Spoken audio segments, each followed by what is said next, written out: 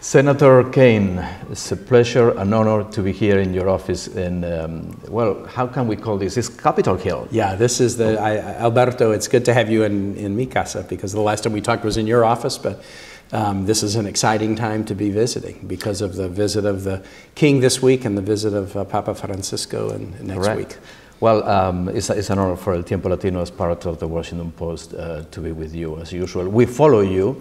I don't know if we write always on a positive way about you, but we do our best. It's all about the batting average. If I'm higher than like 350, I consider myself, you know, at Ty Cobb level. So we are inaugurating Hispanic Heritage Month in this land this year in a very symbolic way, with the arrival of the King and Queen of Spain, con la visita al presidente Obama. Usted va a ver a los Reyes de España también por su relación bilateral. Cuénteme sobre el significado de esa visita y su relación personal con los Reyes. Ya voy a hablar sobre eso. Es un momento muy especial porque estamos en un momento hispánico en los Estados Unidos. Hoy es el 15 de septiembre, el primer día del mes de la herencia hispana.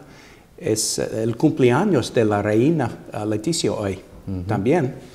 Pero este año es tan importante porque es el aniversario de 450 años de la cultura, de la fe, del espíritu de España y la población hispánica en los Estados Unidos. En 1565 los españoles se fundió la ciudad de San Agustín, Florida.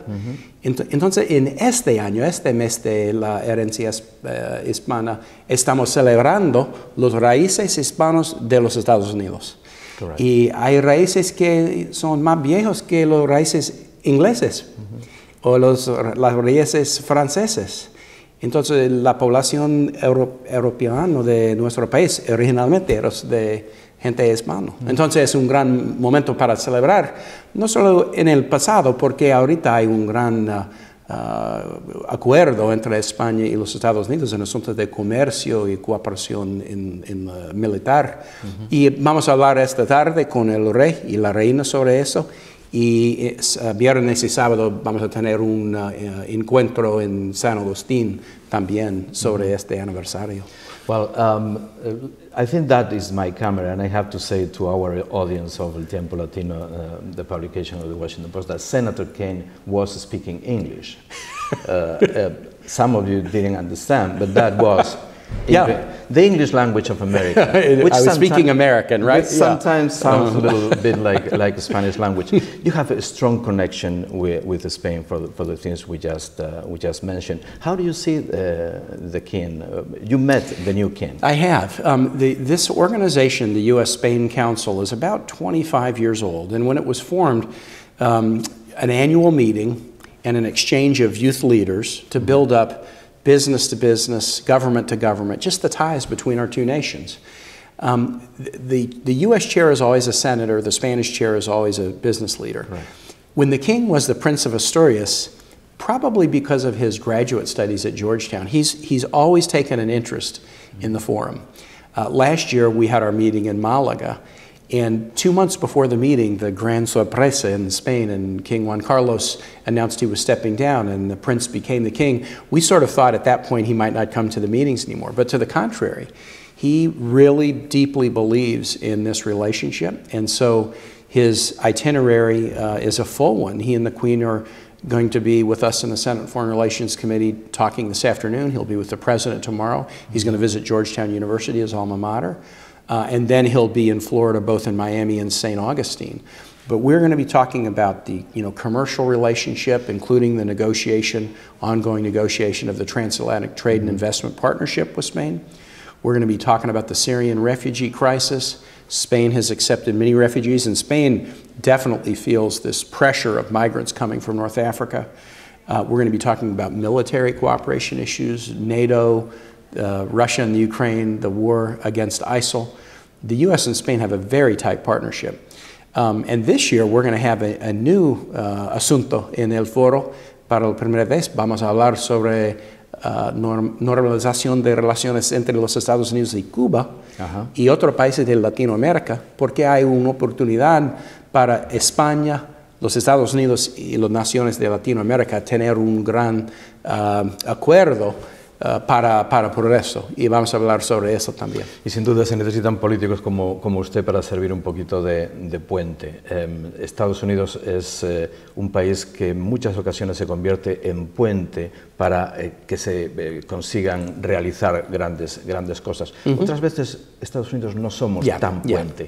But it's not the case in this reality. I think we are living historical times. And talking about historical times, talking about important visits to the land of the free, what about the Pope? Yeah. We have a Pope who speaks almost Spanish like you, no, a little bit better.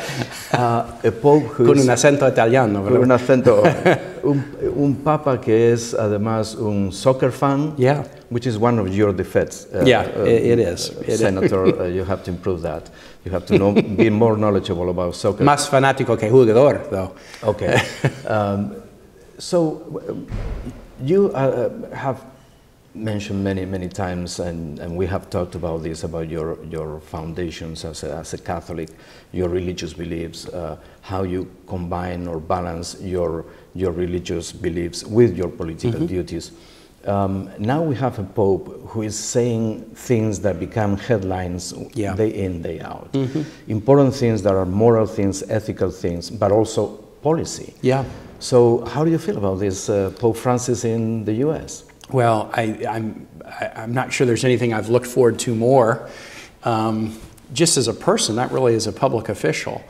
You know, I took a year off in law school to work with Jesuit missionaries in Latin America. So a Latin American Jesuit, I feel like I sort of have a little bit of an understanding for the milieu from which Pope Francis came. The other thing is, you'll laugh at this, Alberto, I go to a church in Richmond, St. Elizabeth's Catholic Church. The woman who's been the head of our parish council for years, her name is Frances Pope. So when we suddenly had a Pope Francis, you can't imagine how much mileage my parish priest has gotten out of that over the last couple of years. But his, you know, it's hard to summarize it. First, his personal example of leaders should have a humility to them. That's a lesson that politicians, business leaders, military leaders, leaders of world religions or a local parish, that is a lesson for every leader in the world. And I think we've maybe gone through an era of excess where, you know, leaders felt like they, you know, needed to stand out and stand apart from their organizations. But he is cutting against that in a way that is so powerful, that challenges us, you know, that makes me look in the mirror and ask myself if I'm following that example. Then on questions of church doctrine, expressing an openness, a welcome embrace rather than a judgmental, you know, holding apart, that also is so powerful and challenging too. I mean, he said some things that I love, and he said some things that make me look in the mirror and ask myself, well, I hope I'm doing the right thing. But then on matters of policy. So we talk about his personal example in leadership and church doctrine, but challenging us on inequality, challenging us on climate, challenging us on our commitment to peacemaking. This is why this humble man has just so grabbed the world's attention. I wonder if he, the Pope, feels challenged himself about issues, about what I call the gap between reality and desire. What about you? How your beliefs, how your religious beliefs sometimes make hard your political life? Yeah. And how do you solve that? Alberto, it's very true. It's caused me a lot of you know, sleepless nights over my 21 years in politics, trying to grapple with what is the right thing to do, because I'm a Catholic and I practice in my personal life according to the laws of my church. But I'm also an elected official that puts my hand on a Biblia and I swear to uphold the law. And the law is not a law just for Catholics. The law is not even a law solo para cristianos. It's por todos. Claro. And we live in this civil society where it's the First Amendment. The founding value we have, as you as a journalist knows, is both freedom of expression, but also freedom of belief. And so, in my own religious views, what do I do to express who I am without necessarily requiring that somebody else be exactly who I am? And you're always balancing that. I think one of the wonderful things about our political tradition in this country that really sets us apart still from many places in the world is we respect a wide view of religious beliefs. And that doesn't demean religion. You see whatever you go, see how many churches you see if you drive on any 6 blocks in any city in the United States.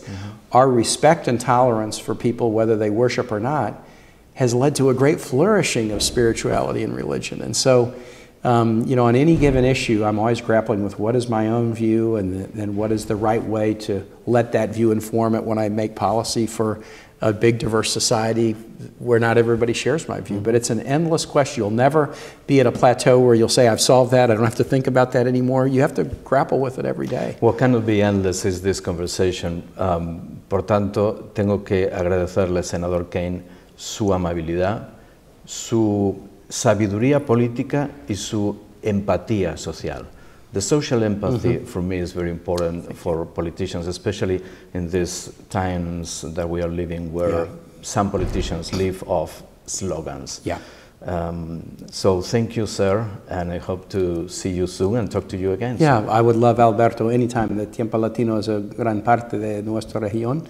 And again, it's going to be a very exciting set of visits that I'm sure will be challenged and have much to think about as these 2 visits end. But this celebration of this Hispanic moment and the Hispanic roots of the country, and then the visit of this great Hispanic Pope to this country, it couldn't come at a better time.